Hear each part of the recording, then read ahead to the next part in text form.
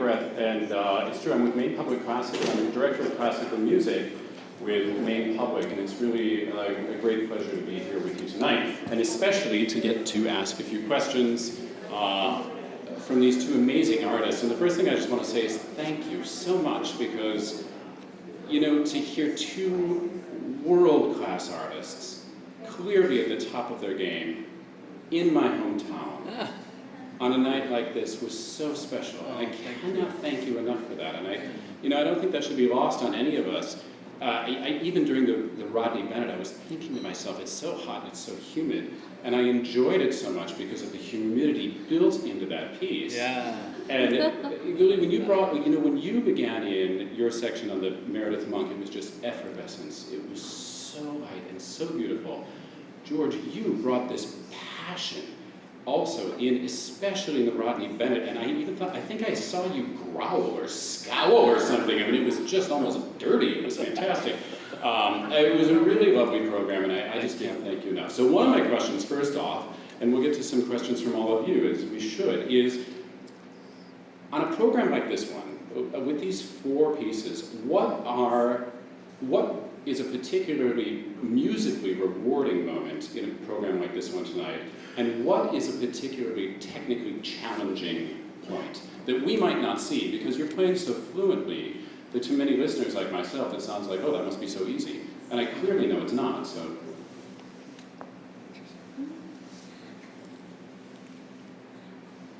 well, when we programmed this concert, one of the ideas is the theme. So what kind of music we want to reflect the theme that we want to convey through our music.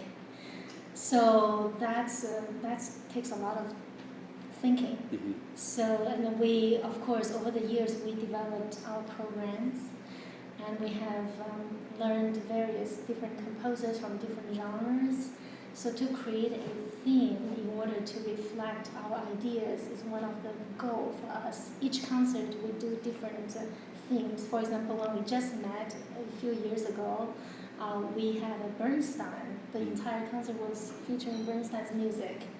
Now, about the challenging, it's just like any duo or ensemble artist, you have to figure out how we could communicate music as a whole.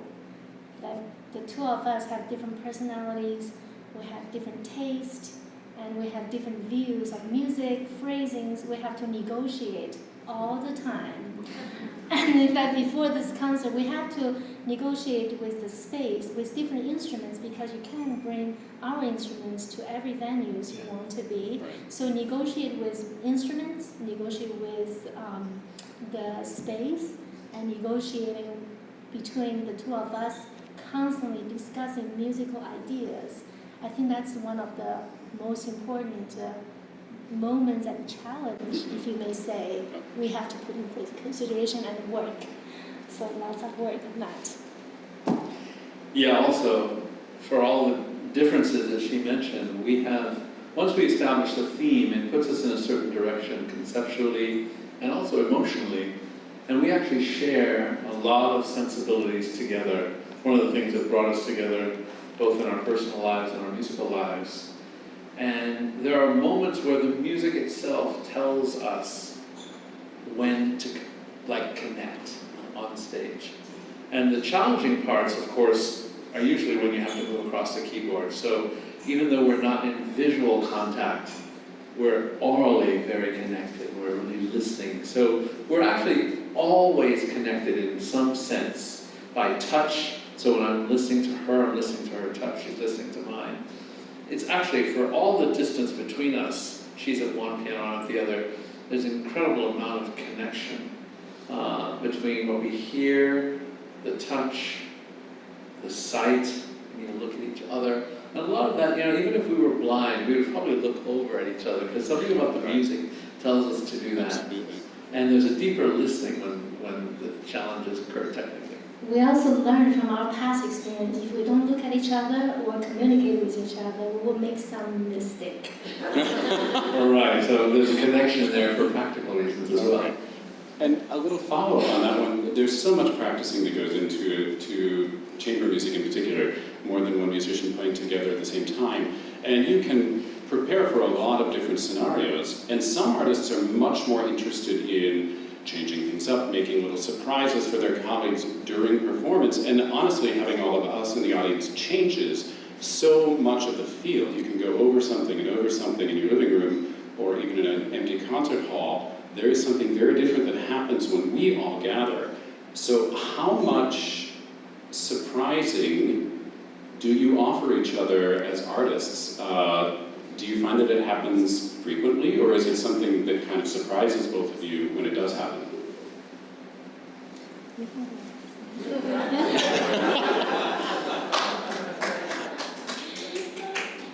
I think Guli would agree that today we were so excited to perform this concert. We're both in a very intense period of our lives, or our personal lives, and it was really, we had to work very hard to keep ourselves connected musically, practicing in the midst of incredible transitions. And I think because of that, we were so excited that we did things that we did not rehearse at all. Yeah. And it was so exciting. The whole concert was very fresh. And most of it worked, some of it didn't work, but that's okay. We went with it, we enjoyed the sort of bumping into each other a little bit, and it kept it very fresh. I think spontaneity during performance is something really beautiful sometimes, because you break the norm. Normally we do certain things, and at a certain setting, your feeling changes. So the audience reaction change, we react to the audience reaction. So there's some spontaneity and freedom. And we kind of, I think for every ensemble musicians, if they work together for a long time, you know each other's style, even by breathing or by a little bit of gesture. So we tried some today. Actually, there are so many moments we did that way. I think it worked well. Yeah, and what's important to know is that we haven't played together very long, actually. So we're still learning each other's body language and movement and how we understand music. But the spontaneity is very, very important. And, little by little, we're going to learn each other's body language and what we're, you start to learn the little quirks, and it's going to be really fun. We're excited about the next few months. Good. Yeah, well, we are too now. And that spontaneity is so important because it really is what creates a live performance over a recorded performance. And there are millions and millions of recordings that are essentially the greatest performance that never existed, because they've been edited together over and over to create basically a perfect form of a piece. And that certainly has its place, and it can be very, very exciting. But there is nothing like a live performance, because what you did tonight was offered vulnerability to all of us. We were watching technical vulnerability because you practiced and practiced and practiced, and you have to keep a certain amount of, I forget, is it right brain or left brain? But you have to keep some sort of technical prowess alive, and yet at the same time, to have a truly great performance like tonight's, you have to really bare your soul, and we all thank you for that, because it was very intimate. It was very, very intimate. So. A question for you about the piano, and you touched on it. So unlike an oboist or unlike a clarinetist, trumpet player, you have a unique experience with the piano because you can practice and practice, you can have everything the way you would like it, and then you end up at a venue, and there is a new instrument that you may have never seen before. And every venue tends to say, oh, well, don't worry, ours is wonderful. And of course, tonight's were perfect pianos. I'm not suggesting they weren't. But you hear this a lot, oh, don't worry, the piano's going to be perfect. What are the things that you need to adjust in your preparation when you arrive at a venue and there's a piano that is unlike what you might have expected? Let me answer this first. Usually, George is very generous. He gave me the better instruments. Because we perform at different states and different venues for some time. And oftentimes, the first thing we do at each venue is check the sound. So whenever the piano, if it's not action-wise, it's not very responsive, or if the sound's too bright, he would take the job because he's so good at adjusting. So he's very generous in that regards. And in addition to that, we do put into a lot of work to consider what we can do to bring each instrument complement each other. Because sometimes certain instruments are too bright and the other piano has to be constantly adjust the way how we touch. For example, in this setting, the two instruments actually has very different personalities. Okay. So George gave me a better instrument for sure. Thank you for George. No, that was overstated, but pianos are. I used to complain a lot when I was a student about pianos at conservatory and music schools, and Gulimina knows this. I don't know, in China it's probably similar. The instruments are not well managed, they're not well taken care of. So often you're studying as a student, really when you need the best instruments to develop your ear and sense of tone and sound, you have the worst instruments. So sometimes it takes a long time to develop a real sense of sound quality in piano playing. But after going to the Steinway factory years ago and watching how pianos are made and the love and craft that goes into making a very fine instrument, at least I've never looked at a piano the same way again. And I have a lot more sympathy when I find one that hasn't been cared for. A lot more sympathy. Really every piano, to be its best, should have a mother or father or caregiver pretty much the whole time.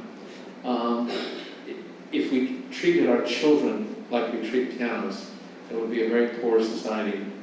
And a piano is such a magical thing, it can be.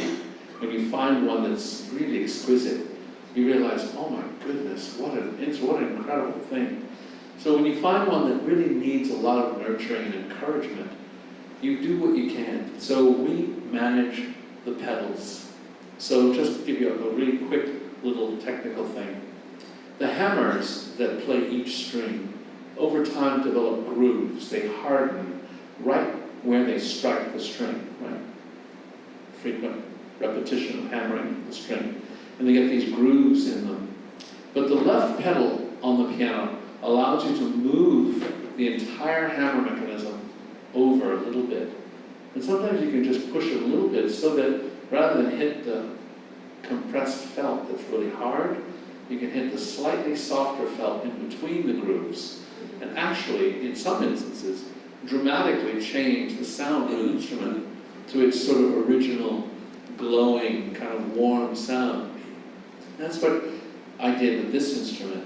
And we spoke when we first met that this Steinway sounds more like a Kawai, and the Kawai sounds more like a Steinway. Oh, really? Yeah. Okay. So we put the brighter instrument in the back, so that the less brilliant instrument was out front and would hopefully generate a better balance. We almost kept the lid on one of them, but then decided visually it wouldn't be good. So there's a lot of negotiating with pianos, but we have a lot of sympathy. We do our best with the instrument that we're given. It's like, maybe dancing with someone who doesn't know how to dance, but you do what you can. And you can't always leave. One has to leave for a while and then pass off to the other, which is amazing.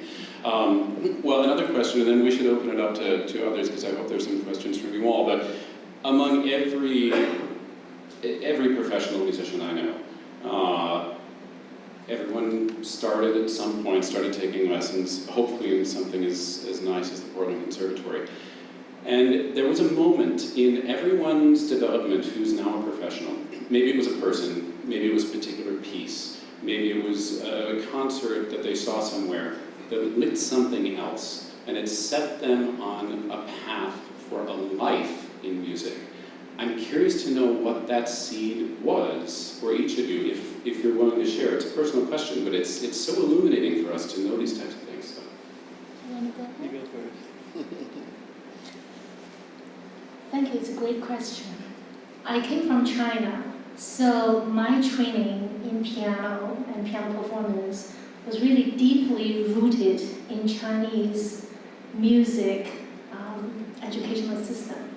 So when I was very little, actually, if you talk about the love of music and piano, it has to go back to kindergarten, believe it or not. That's back in the 80s and early 80s. There are a lot of, because around that time in China, you didn't really have opportunities to hear beautiful Western music, the high classical music. So to be able to hear and to be able to have a chance to hear through radio or TV gave me the feeling how much I love the sound of piano. And back then, I have to say my parents, who had no knowledge about classical music, but my father, being a Uyghur, it's one of the ethnic minority group, he often played ethnic minority music. So we always have some kind of music in the house. And so I think that translated into my sense and feeling to music. And as I went on to study professionally at age 15, I was admitted as one of the gifted students to the conservatory in China, far away from home. And for the first time in my life, you explore a variety of different music. I can't say which particular piece really made me want to continue. I think every classical music I learned, I found a gem. I found the beauty. So you have Haydn, Beethoven, Debussy, Bach, just a variety of different music made me want to pursue this for my entire life. So that's my inspiration. One of the things I find very exciting, motivating, and inspiring is that Guli actually gets goosebumps when she hears music she loves. There are a lot of people who have that sensibility. That's why I love that. I was made to play the piano to keep me out of trouble when I was 11. My mother used to say that I was a baseball player. I was one season away from chewing tobacco and scratching myself in public, and she didn't want that for me, so she made me play. So anyway, turns out I had some aptitude for the piano, and I went through a series of teachers, and one teacher gave me, prematurely, the Revolutionary Etude of Chopin. And I was just good enough to sort of get through it and sort of play it, If you didn't really know music, it sounded impressive, but if you did, you were like, okay, trying. And then I would help my mother at night with her work. She sewed things. And I would have to collect them into piles of 50 and put a rubber band around them. And we would sit and watch TV. And we were watching PBS, and Andre Watts was playing. He's a famous African-American pianist in America. He was playing his Avery Fisher Hall concert. It was televised. And right when we turned the channel, we were actually trying to get to another station to watch, it was Adam 12 or Chips or something. Right. Chips. and here was this pianist, kind of had my color, because most pianists I saw in Texas were not, they didn't look like me. And Andre Watts was playing in this beautiful hall in New York City, and a packed audience, and he was playing the Revolutionary Etude of Chopin. And I was like, oh, wow. I really, for the first time, found out how it was supposed to go. And I stayed up till like 3 or 4 in the morning practicing that piece. I'll never forget, it was an old upright in my living room. My mother finally had to come out and tell me to go to bed. And I think that was the moment that I got the bug. Because I never really wanted to play. I played because she made me. But that's what it really, so I did have a moment, and that was, I think, the moment. Fairly rare. Most people, it's a slow build over time. But that was my moment. So I have 100 watts to thank for that. I can't thank you enough for sharing that. It's something that I think people really, really like to hear. So thank you. Yeah. Some questions from all, oh my gosh, yes. I've been waiting to ask this. So I love this beautiful, beautiful concert, and I think you two negotiate very well together. And I love the intimacy. I've never seen pianos placed like this before. So is that something that you created, or it worked so well? It worked so well. This is our trademark now. certainly is not conventional, and it's an idea from George. That's again 4 years ago when I just moved from Ohio to Maine. I had a great opportunity to meet George through a mutual friend. I didn't know anybody in Maine, but George was among the first musician friends that I met. So about a few months later after we met, there is a Bernstein Fest scheduled at Bowdoin College, and then he needs to have another pianist to play. So I was very lucky to be able to collaborate with him. So since then, we got to know each other, and then we decided, he said, what do you think about this setting? He showed me the ideas, and we tried and we like it, because there is a reason why he wants to do that way. Maybe you can explain the reason. Which reason? So he said, I want to see your face. It's hard, when you, especially when you play 9th flute, it's like so far away, because I hate to see the distance. It's hard to communicate with you. And I thought, maybe I actually loved dovetail before, because that's all of the 2-piano music when I played with my colleagues or friends we've been doing. But once we tried this setting at Stadzinski, and we felt, yeah, this is the way to go. It's much easier to communicate and also break the conventional setting. And then we decided that everywhere we play, this is going to be our trademarks. So that's this. Yeah, well, when you have a face like this one, you want to be close. Other pianists, I put them at the far end. You won't mention them. It looks stunning. It allows you a much more intimate level of facial and physical communication. It's very hard to see the hands, and sometimes you want to make a subtle movement with your body, and if you're right there, you can see that shoulder, you can see that elbow, or you can see the wrist. Because you don't want to, when you're sitting far away, you have to, It's not very attractive, it's not subtle, there's no art in it. So I thought this would be a much better arrangement, so that's how It worked. In fact, by the end of the Rachmaninoff, there was a moment they were both playing so ferocious, I actually thought there might be steam coming off the piano. It was amazing. Yeah, but it is true, this was not a typical concert in that there have been many concerts that we've all seen with musicians who are deeply connected with one another.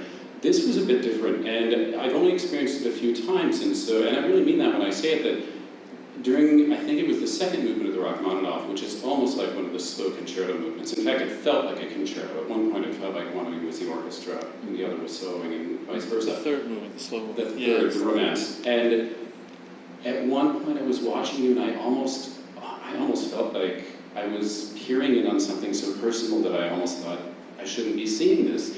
But ultimately, and I mean that in no dark way, I mean it because it was so moving, and so keep doing these concerts as a duo, please. Thank you.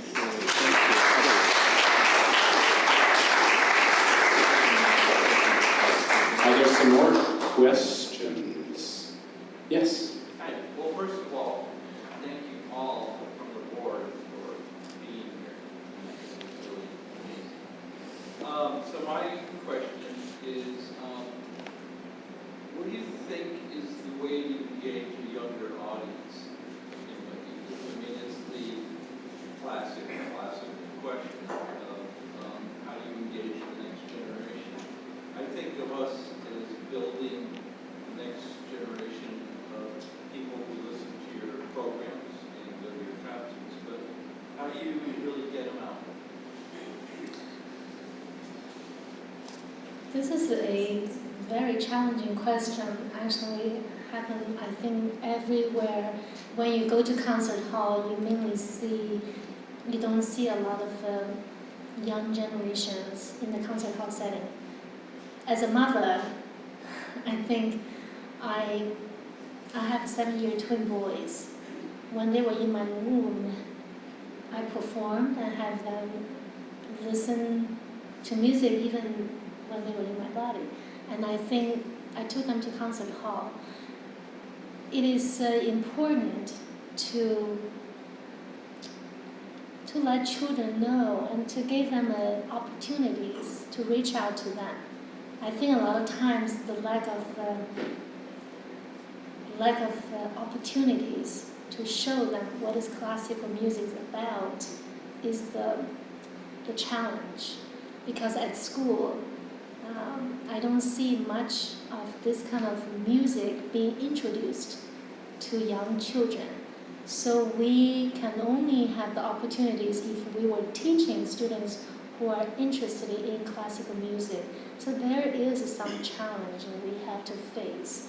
So, do you have something that you'd like to share? Yeah. This is a important and a huge question with lots of dimensions for me, because I perform to audiences of very young age to very elderly, and with young people, what she just said is very important. You know, if you think of what Leonard Bernstein did for a certain, let's say a certain class of people in the 50s and 60s, many of which you might recall the young people's concerts of that era, that were so important for, obviously a limited demographic, but it did plant the seed of a healthy classical culture in the United States that the German immigrants had well established in the 19th century. There's a huge, German presence in the Northeast, particularly in the late 19th century, that established all the orchestras in Boston, Chicago, Philadelphia, New York. So that's really important. But for young people, nowadays, the lack of opportunity to hear classical music means that they don't have that vocabulary in their ear. But honestly, many of us in the classical musical world don't do ourselves any favors in creating that dichotomy between what we call highbrow, we even use those terms, highbrow and lowbrow, or what have you. And so there's a sort of a prejudice, I suppose, against certain types of music. And even today I hear many classical musicians talk in those terms of, well, that music is not real music, or what have you. So that doesn't help. But also, if we're going to get the young people today to even pay attention, they have to hear it when they're young. It has to be relatively short, 30-minute concerts. It has to be done by musicians of great verve and energy. It can't be someone who just sits down and plays. The world is too visual for that. You gotta have them visually experience something. That's part of what we did tonight, is to give you all an experience of our experience of this music, because we feel the music very deeply. Young people need to see that this music can really move and motivate and excite. If you just sit down and play, it's not gonna work. Not today. Not with all the video games and all the color. I mean, look, we decided to wear what we're wearing because there's so much color in this room. In a different setting, we would have worn black, but we decided, no, black's too severe for this room. There's too many different colors in the room for it. So color is really important in terms of human interaction. With your face, with your body language, you need all of that. So a lot of what we're suffering is classical musicians who really don't deliver that, except at the very highest levels. You have to pay $50 or $100 to go to Carnegie Hall to see musicians on that level. We're like, oh my God, we go to those concerts and we get motivated. But at the more local levels, that energy sometimes is missing in classical music. Someone plays because they can play, but they don't realize that the music doesn't really survive. It doesn't really thrive and come to life for the audience. It's just, oh, that was nice. So there's a whole thing. You got to offer more. Even if you're not technically proficient, you got to offer more heart, more feeling, so that young people are like, wow, I didn't know that you could feel that way about that kind of music. I remember how I felt as a kid watching someone just, yeah. I mean, I didn't know that it was all histrionics, because I was like, wow, you can really feel that way about music? So there's a lot of other points to it, but that's a big question. Thank you. It also takes a huge amount of effort on people's part to take them to performances. And I have to say, over the past 15 years, 20 years even, orchestras, chamber groups, recital series, musical theater organizations have been bending over backwards to throw the doors open for free. Maybe not the 8 o'clock Friday night concert, but the one that comes the day before at 2 o'clock. For free. There are almost no barriers to hearing this if there is someone to take them. And if that's a grandparent taking a child, all the better, because parents are busy. I mean, we're all busy, but there's a certain time in your life when it is really hard to go to concerts. It's a very hard time in my life to go to concerts right now. I have 3 children. And so when my parents will take my kids, who grow up absolutely sick of music, to be honest, to a concert, you know, it lifts that burden for me and yet can plant that seed. You know, what music is about, essentially, other than vocal music, is communicating emotions that cannot be understood. And when one of my children was very, very young, she was upset about something that happened at school, and she said, and she couldn't express it. And she said, I can't tell you, but I can draw it. And so she drew her emotions. And if we explain that to young kids, that this is a way of explaining to yourself things that you can't quite say, I think that's also a very helpful way to get them interested in this art form. For communicating things that we can't say to all of us tonight, we can't thank you enough. So George and Guli, I can't wait for the next performance. Thank you again. And thank you.